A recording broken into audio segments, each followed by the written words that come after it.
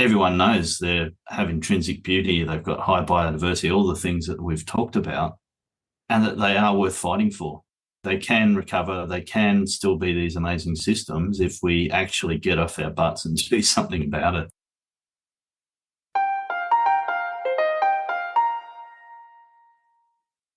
Welcome to the Case for Conservation podcast, where we explore biodiversity conservation and the environment more broadly and interrogate conventional wisdom for the sake of a more robust case for conservation. I'm your host, Andre Mado.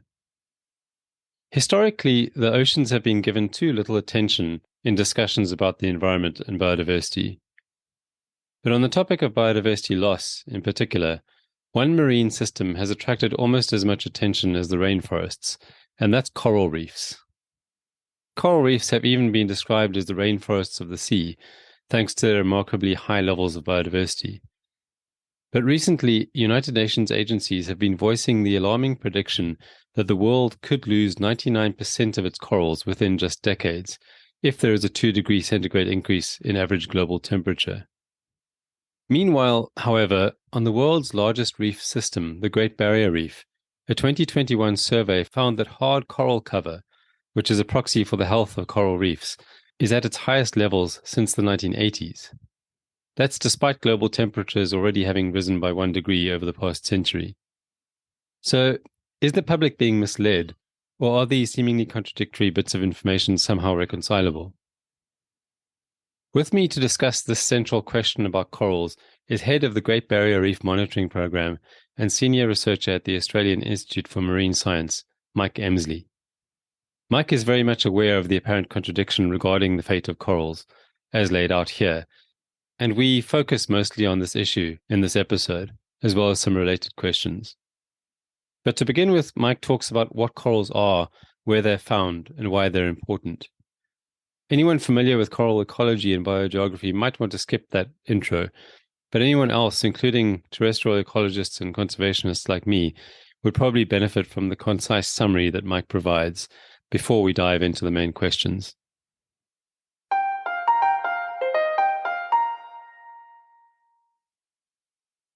Corals are marine invertebrates, basically the foundation of coral reefs are the ecosystem engineers, and everything else that exists on a coral reef relies on corals to be there in the first place. So they are an animal. They secrete a calcareous skeleton, which builds up the reef framework over millennia. But they also live in symbiosis with these microscopic algae, which are called zooxanthellae, and they're like little powerhouses for the corals. So they use sunlight, they photosynthesize, and the sugars produced from that process are then available to the coral then to use. The best way to think of them is kind of like an upside down jellyfish, right? They're a very simple animal, basically a sac that sits on the skeleton. They have, I guess, a stomach, a mouth, and some tentacles, and that's basically it. But they are colonial animals as well, so they form extensive colonies. Some of them can be quite large, and in between each of the individual polyps, which is the little unit I've just described, is a film of tissue that connects all of the different polyps across the whole skeleton. So the tentacles do have these stinging cells called nematocysts, and that's really the defining feature of the group of animals in which corals are found, called the Cnidaria. So their relatives are jellyfish, basically. So not only can you think of them as upside-down jellyfish, but they have really close ties to those types of animals as well. They're really quite neat. They actually reproduce sexually, okay? So they produce gametes and spawn them into the water, but they also reproduce asexually, right? So they go through a budding or fishing process, and that's what actually grows each individual colony. So the sexual reproduction is how they produce brand new coral colonies, but the asexual reproduction and the budding and the fishing is how the colony actually grows. And so, there's some corals that live for, hundreds, probably thousands of years, these large, massive parietes colonies, they're called, the big bommies. But, there's all sorts of shapes and sizes to corals. So they come in different growth forms. There's tables, there's branching corals, there's, what we call submassive, there's encrusting, there's folios. They form these wonderfully intricate different arrays of growth forms. So just getting back to the reproductive strategies of corals, pretty much 3/4 of them are what we call broadcast spawners. So they release all their eggs and sperm into the water where they mix and form larvae, which then disappear off into the ocean and the vagaries of the currents and have to find a suitable place for them to attach to the bottom and then start growing the colony. So this broadcast spawning is actually even more impressive in the fact that all of the corals on a reef, or indeed the Great Barrier Reef, for example, all actually spawn at the same time. So they link into the tidal cycle, the lunar cycle, and they gear up for basically this mass orgy it's been described as, which takes place just after the full moon in October or November each year in the Southern Hemisphere. And all of these corals basically pick the window between sunset and when the moon comes up, so the darkest part of the evening, and then broadcast spawn. And it's been described as like an underwater snowstorm. It's a really, really impressive sight to behold, is these thousands of corals all shedding, eggs and sperm into the water.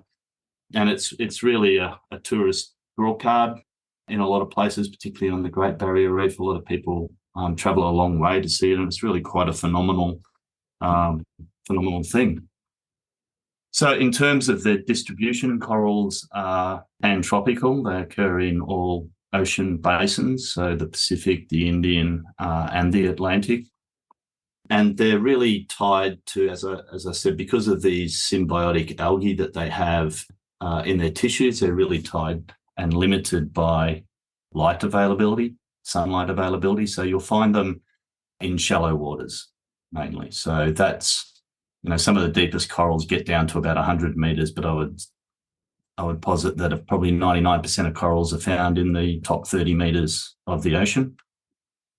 In terms of taxonomy, so as I mentioned, they are animals. So in the kingdom Animalia, they're in the phylum Cnidaria, and depending on who you talk to, it's either a subphylum or a class called Anthozoa.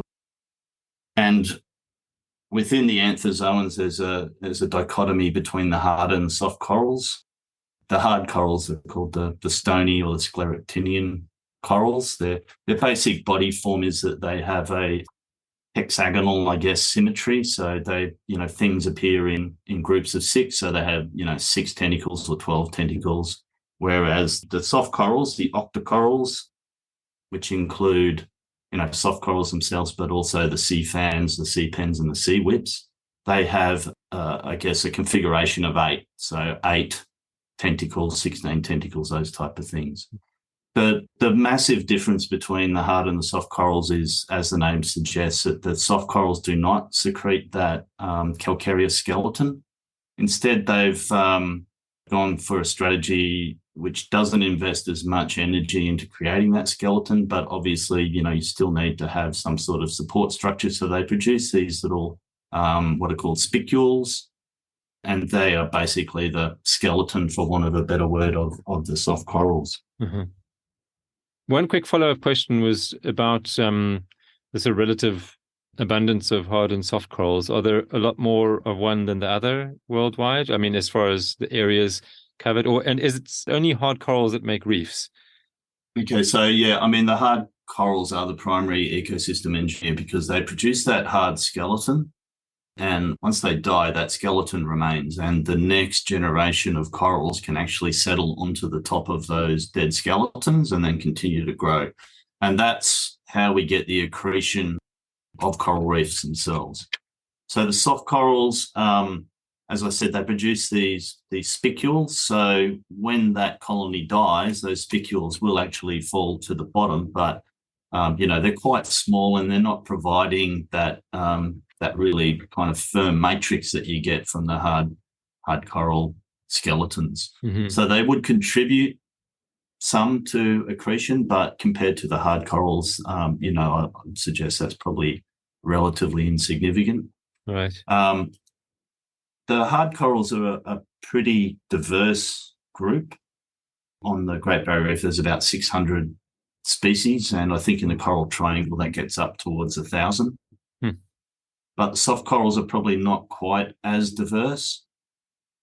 That said, they're also not as well studied as the hard corals, and their taxonomy is really, I won't say a black box, but it's probably not as well developed as the taxonomy for hard corals. So the hard corals are really the predominant kind of diverse group of corals on the reef. But having said that, there are places where the reefs are, the community, so the makeup of all the species is actually dominated by soft corals.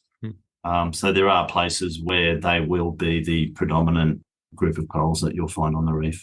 Okay. And you mentioned the coral triangle. That's in basically the Southeast Asian seas, right? That's correct, yeah.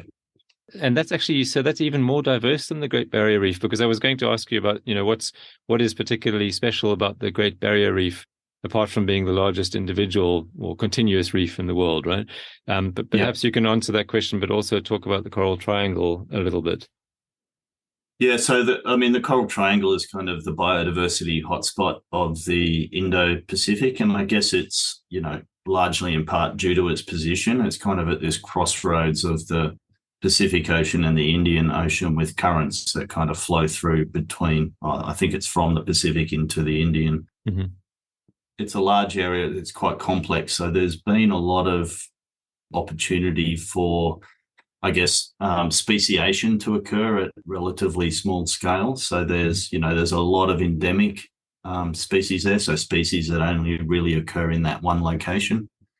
And, it's an amazing part of the world. I've only sort of touched on the fringes of it myself, but it's got the highest richness of coral species and fish species as well. So it's really quite an amazing place.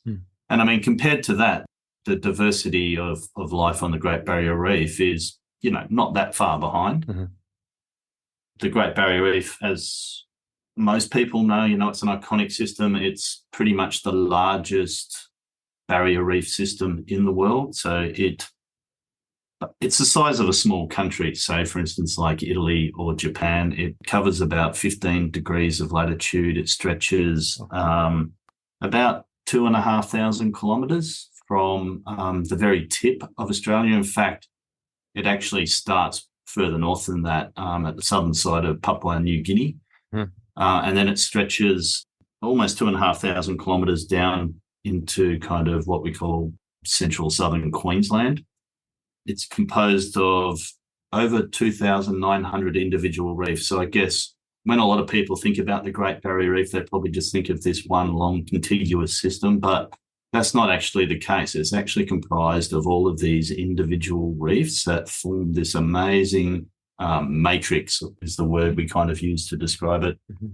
Almost 3,000 individual reefs, and then there's about another 900 islands which have different type of reef around them. So coral reefs on the Great Barrier Reef come in a number of different flavours. So there's the classic kind of platform reef, which you'll find on the mid-shelf. You've got the barrier reefs themselves, which kind of line the edge of the continental shelf, and then you've got what we call fringing reefs, which are found around high continental islands, and so really adds to kind of, I guess, the diversity of habitats that we find there. Uh-huh. And we've got to remember that it's not all about coral reefs as well. The Great Barrier Reef itself has seagrasses, it has mangroves, it has sponge gardens, deep water shoals. So it's composed of this myriad of different habitats that are all interlinked and intertwined. And of course, the coral reefs are the most iconic. Mm-hmm. It does have enormous diversity. So we've recorded 30 species of cetaceans, of whales and dolphins. There's over 1,500 species of fish that inhabit the Great Barrier Reef. We've got about 600 species of coral. somewhere between 3,000 and 5,000 species of mollusks. So things like, giant clams, snails, 17 species of sea snake, 6 turtles, and over 200 species of seabirds. Wow. And of course, that's not talking about the estimates of hundreds of thousands of species of things like, worms and invertebrates. And then once you start getting into the microscopic world, that number just seesaws. So it's an amazingly diverse system. And not only that, but it's also the home, I guess, of what's often held up as the gold standard of networks of marine protected areas. Uh-huh. So it is actually a well-managed network of protected areas that's administered by the Great Barrier Reef Marine Park Authority. It's listed as a World Heritage Area, although I'm sure yourself and your listeners would realise that UNESCO are meeting later in the year to decide whether to list the system as endangered. So we'll be waiting with bated breath to see what happens there. I guess the other thing is, it's also the sea country for Indigenous Australians. So there's roughly 70 different traditional owner groups that have the Great Barrier Reef as their sea country. And they have an intimate connection to it. They've been there for over 60,000 years. They have an amazing litany of knowledge about changes and what's going on. And the most important thing to them is the protection of that sea country. So then I guess aside from that, it's also home to a lot of different commercial activities. There's fishing that goes on there, which is relatively well managed compared to many areas around the world. Mm-hmm. There's tourism, and recent estimates state that the Great Barrier Reef is probably worth about $6.4 billion to the Australian economy in a given year, and that it receives well over 1 million visitors a year and supplies about 65,000 full-time jobs. So not only is it this amazing, diverse ecosystem in and of itself, but it's also, I guess, the shining light of marine conservation in terms of how these systems are managed, but also an amazing long history stretching back tens of thousands of years of knowledge of the traditional owners. Mm-hmm. And just to zoom out for a second, I think you've pretty much answered this, but I think it's important to, especially for those who are less familiar with the topic, to ask why are coral reefs in particular among marine ecosystems so special? Is it because of their disproportionately high biodiversity? That's certainly, that's a big part of it. But, they also perform a whole range of ecosystem services. I guess they buffer coastal areas from potentially damaging storm swell. They provide food for, probably hundreds of millions of people around the world. And, they're just this amazingly, incredibly beautiful, iconic systems that, as you've mentioned, house a massive amount of biodiversity. And particularly when you consider that they only represent a very small percentage of the ocean, the amount they're punching well above their weight, I guess, in terms of biodiversity for the area that they actually occupy.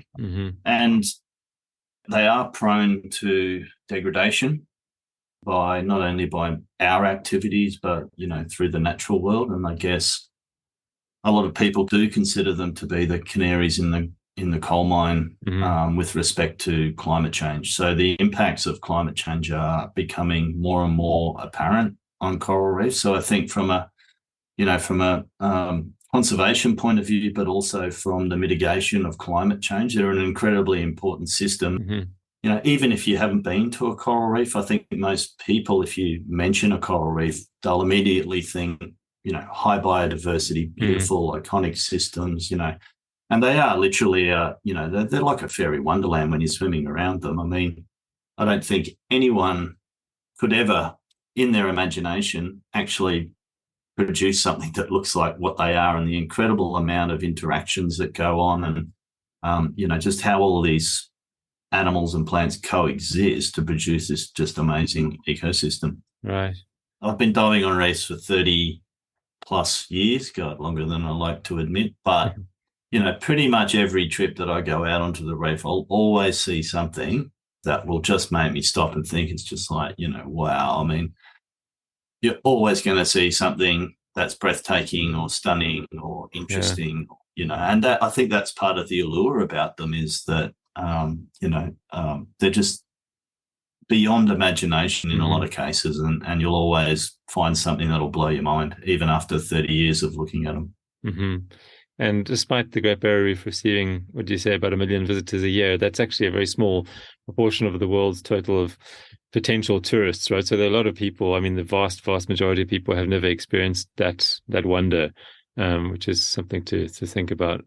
I guess it's, there's a certain inaccessibility of the marine realm, and I'm guilty of it myself. I've only been proper snorkeling a couple of times in my life. Yeah, well, that's it. It's a difficult environment to get to, and it's a difficult environment to be part of. Right. I suppose you don't want too many people there either, right? Because it is fragile as well. It is fragile, but there's whole industries that are built on bringing out people to see this iconic place, and I'm sure if you asked any of them, they'd be like, "Yeah, we want as many people as we can get," particularly in this post-COVID world that we find ourselves now, where basically their livelihoods and income was just shut down for a number of years. So but you're right. Yeah, I mean, it's largely inaccessible to the vast majority of the world's population. Mm-hmm.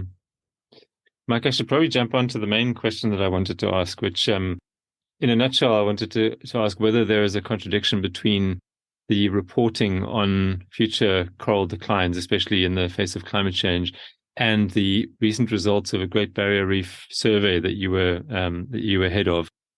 These days, whenever we hear about coral and coral reefs in the media, it's usually about how absolutely dire their fate is, or appears to be at the moment. And recent high-profile reports have said that we're likely to lose as much as 99% of corals if there's a 2-degree average increase in global temperatures over the next few decades. But then even more recently, this is going back to, I think, 2019 was the last time I saw that figure published.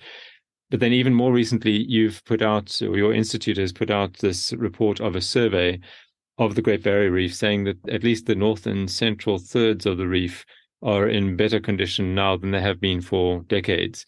So, of course, now is now, and 2 degrees warming is a possible future. So we're not exactly comparing apples with apples. But on the other hand, the Earth has been warming for at least the past few decades already. So I'm wondering, how does one reconcile this apparent contradiction? And is it a case of just overzealous reporting on in the case of those who are predicting the 99% loss, perhaps to stoke concern and action, or are these views somehow compatible and I'm just missing something?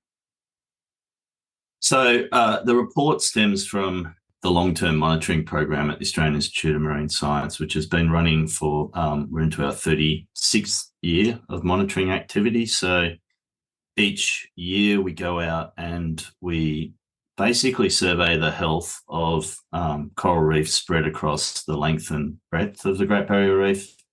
And this report is based on data collected during what are called manta surveys, where an observer gets literally dragged behind a boat at a slow rate of knots, and they are basically towed around the perimeter of each individual reef that we go to in a series of 2-minute tows. And during each of those tows, we estimate the percent cover of live hard coral and soft coral and a few other things. So the report is based on these surveys. It produces estimates of percent live coral cover, which is essentially, you can think about how much of the surface of the coral reef is covered in live coral. It's expressed as a percentage. So obviously, the higher you get, the better it is. Now, it's a robust estimate of coral reef health, but it's also not the be-all and end-all. So it doesn't tell you everything that you want to know about how those reefs are tracking. Okay, it doesn't tell you things like, what species are there, what's the assemblage structure of those communities. It doesn't tell you anything about the size structure of those communities. It doesn't tell you anything about reproduction. It doesn't tell you anything about recruitment. So although it's widely used, it does have its limitations, and you've got to be careful about the interpretation that you place in using such a metric. So the report found last year that, yes, the northern and the central Great Barrier Reef were actually at the highest regional level. So when we're talking about the northern Great Barrier Reef, that's an area that's stretching probably 500 kilometres. And so each reef is surveyed using the Manito technique, and then the regional estimate of hard coral cover is the average of all of those individual reefs that have been surveyed. So you can get substantial variation on the condition and state of each reef within that area. For instance, some reefs can, have really low coral cover. Others can have really high. But when you put it all together, you do get this estimate, and it is at the highest level we've recorded since we started monitoring in the early 1980s. That said, the highest levels have been achieved in the last couple of years because we've had probably 3 to 4 years of relatively benign conditions. And when I say benign conditions, we haven't had large-scale events that have caused widespread coral mortality. So the decade from 2011 to 2020 was basically a period where we've had numerous cumulative widespread disturbances, including very severe tropical cyclones, crown of thorns starfish outbreaks, and, of course, the well-publicised mass coral bleaching events, particularly the 2016 and 2017 events. And up until 2017, that regional hard coral cover was actually close to the lowest that it's been since we've been recording.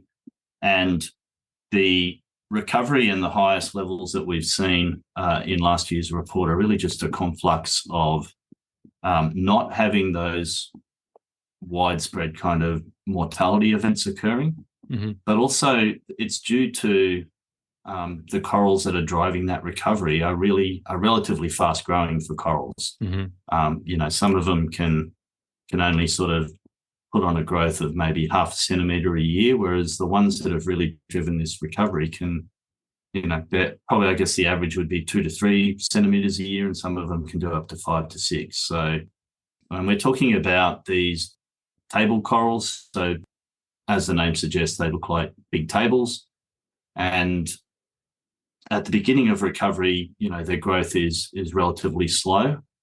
But then once they're a few years into it, you can imagine that, the diameter and the area starts expanding quite rapidly. And they enter what we call this exponential growth phase.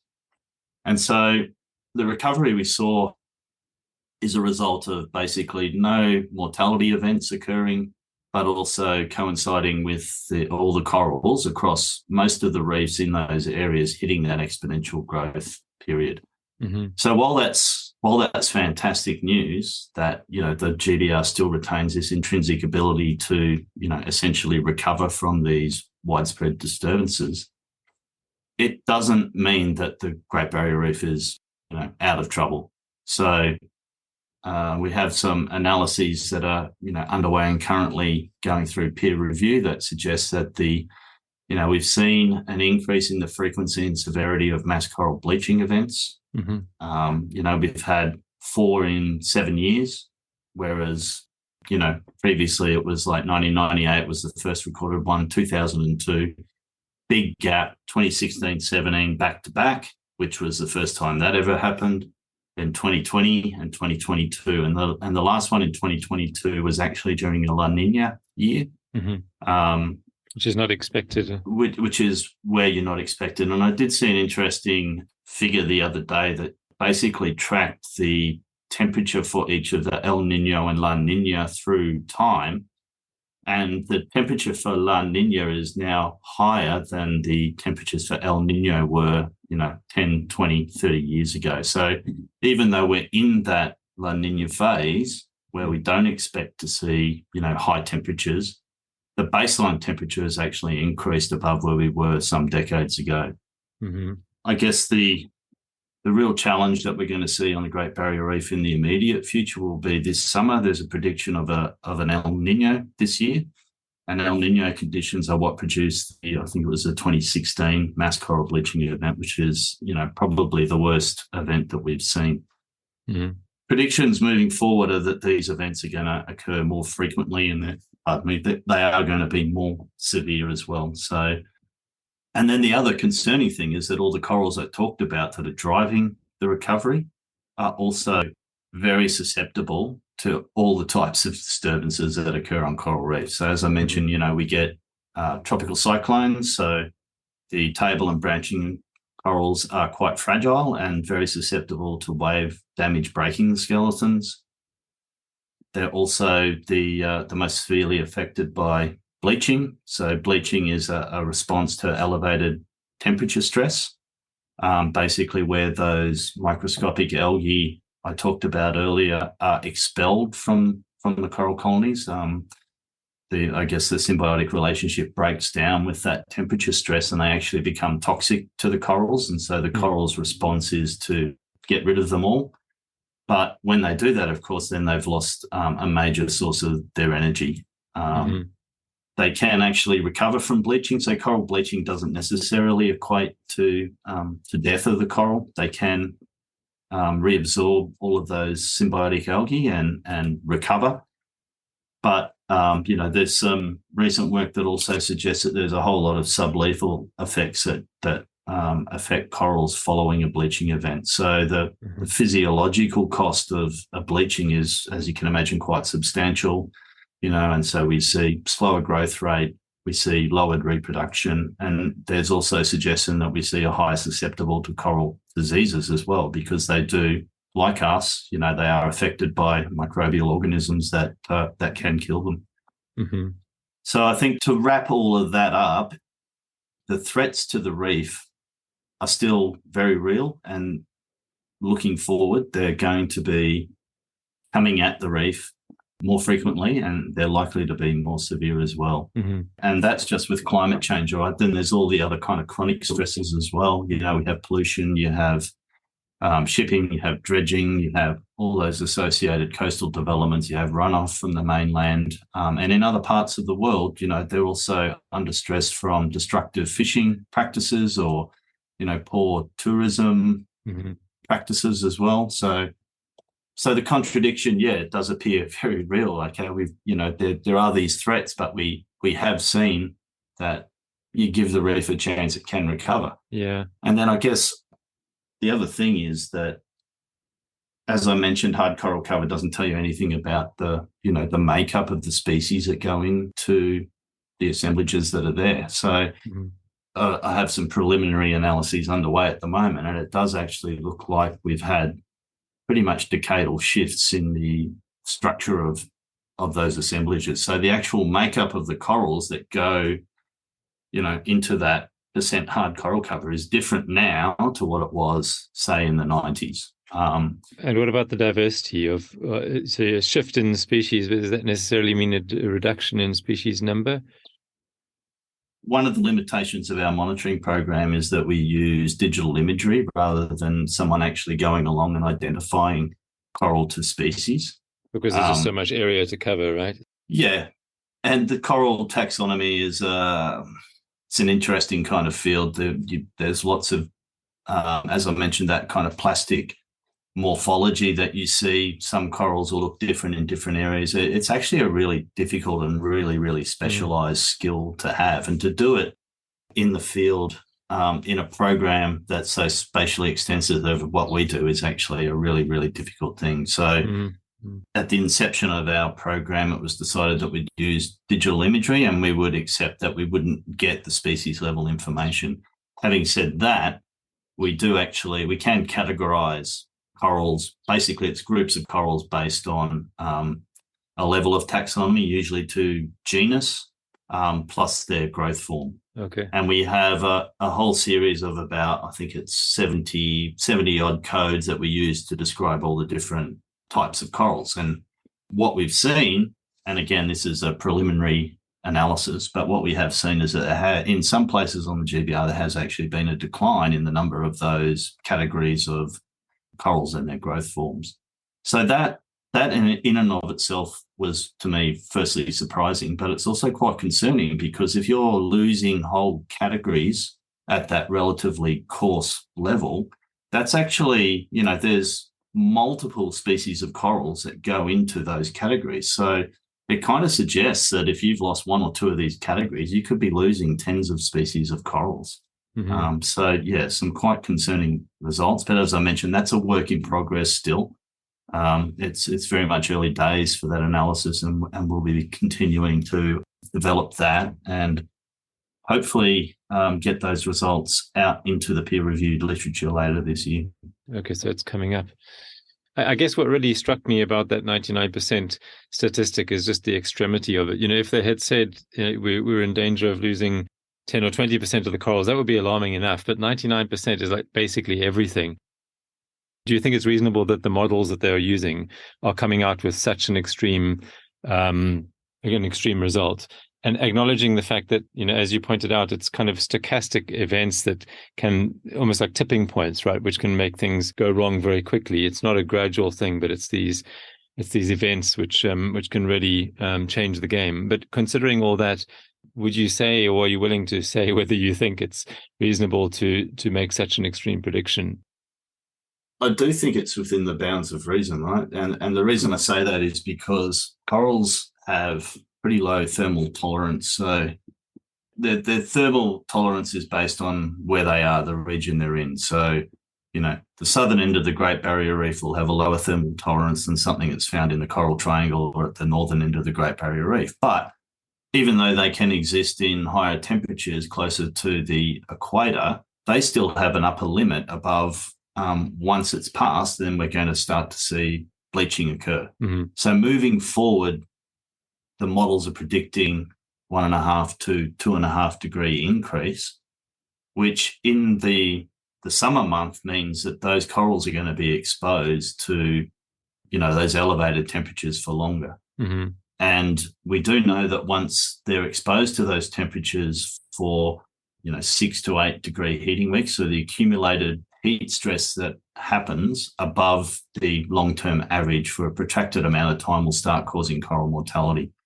So as we move forward in the coming decades, we're going to see these temperature anomalies occurring more frequently. And if we get to 2 degrees above, then, it'll be pretty much most of the time these corals will be exposed to levels above the tolerance which they can survive and withstand. So I don't think it's an unreasonable assertion to make.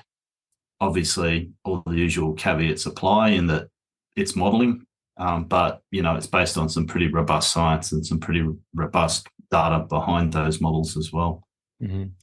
And I guess one concerning thing is, there was a paper put out in the late 1990s by Ove Ho Goldberg, who's a leading coral ecologist / physiologist here on the Great Barrier Reef. And he did a modelling exercise that looked at basically the frequency of bleaching as we move forward under different climate change scenarios.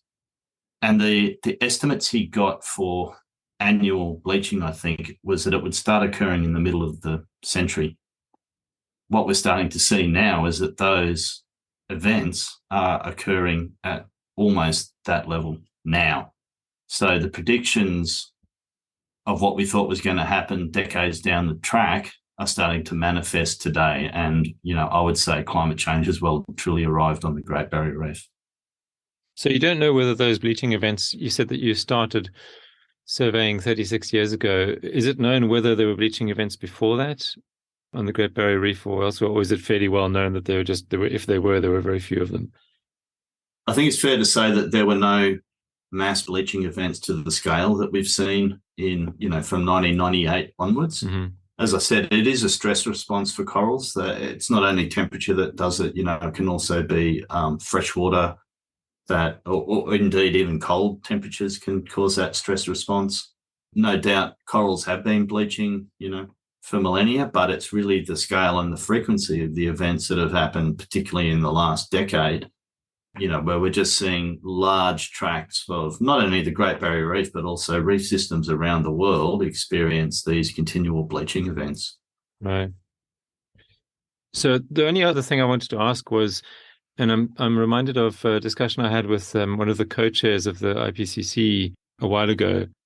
Her thinking was that adaptation is going, and this was about 10 or 15 years ago, adaptation going to the future is going to be possibly even more important than mitigation of climate change.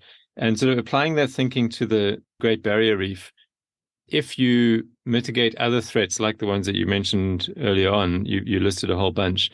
Do you think that our efforts and our dollars are going to be better spent on, or do you think that more of them should be spent on adaptation? For example, controlling the outbreaks of these crown of thorns starfish that you mentioned earlier on. And I'm thinking of that particular example because I know that in the southern reef, which is where you observed the greatest loss of hard coral cover, that was the main reason for it, right? It was not climate change directly, but it was the starfish. So the question is kind of, are we allocating funds sufficiently in different directions, including to these direct and quite tangible threats? I think in the particular case of crown of thorns starfish, yes, the funds are being directed. There's now a dedicated crown of thorns starfish control program that's being enacted on the Great Barrier Reef, where there's teams of divers that actively cull out crown of thorns starfish.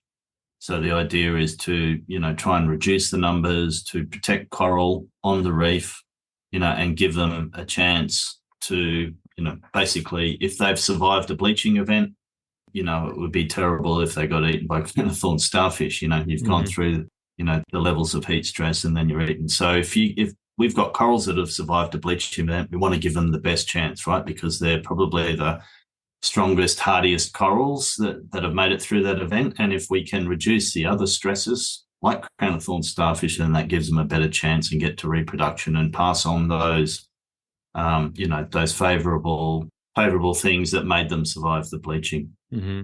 There's also a great deal of money being invested into things like adaptation. So a lot of research is being conducted on the Great Barrier Reef to assist corals to survive. There's all sorts of kind of transplant experiments that are going on. There's genetic modification in some cases, not genetic modification, but trying to perpetuate the genes that have made corals resistant to those thermal stress events. So a lot of money is being invested in that. And then, all around the world also there's money being invested into restoration techniques. So farming baby corals and outplanting them onto the reef. That is, I guess, it's an admirable goal. But when you're talking about something the size of the Great Barrier Reef, logistically trying to restore large tracts of a 344,000 square kilometre, tract of reef is going to be logistically challenging and also very expensive. But having said that, there's also doing these restoration and adaptation techniques is at least giving them a chance and helping them, survive that period until active mitigation of climate change becomes a reality. So, I think we've got to pour everything we can into helping reefs survive. It'd be a very, very sad world if we did lose all of the coral reefs, and not only just for their aesthetic beauty, but also for the fact that people rely on them for food, for their livelihood, for shelter, all of those kind of things. So, everything that we can do to pour into conservation of these beautiful systems, I think, is well worthwhile. But the elephant in the room is, of course, we need to deal with the climate issue, and that needs to happen ASAP before things get too far out of control. But what it does highlight, I guess, is that you can give the reefs a chance. They can recover, and they are worth fighting for. Mm-hmm. Okay, they're not a lost cause at this point, and we need to do everything in our power to ensure that they're there for our children, grandchildren, great-grandchildren to enjoy into the future.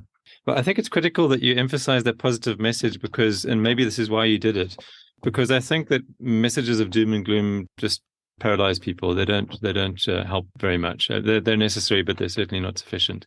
Absolutely. Yeah. And I guess the other thing is that, as you mentioned, the doom and gloom messaging, not only does it make people think, oh, well, what's the point? There's no chance. But it also, there's a section of society that doesn't buy into the climate change argument. Mm-hmm. And they have a very cynical outlook. And their usual thing is that, you're just doing this to get funding and feather your nests, or this doom and gloom is utter rubbish. And, it's just a way for you guys to make money. But I think the science and the data is really very clear about where things are headed in the next couple of decades. And, we need to get very serious about it. That's why I guess coral reefs are so important in this particular argument, is that everyone knows they have intrinsic beauty, they've got high biodiversity, all the things that we've talked about, and that they are worth fighting for. They can recover, they can still be these amazing systems if we actually get off our butts and do something about it. So, yeah, I think you've got to find the balance between things are actually looking quite dire, but it is worth putting the effort in to save these systems. And the same goes for rainforests and, all manner of ecosystems around the globe.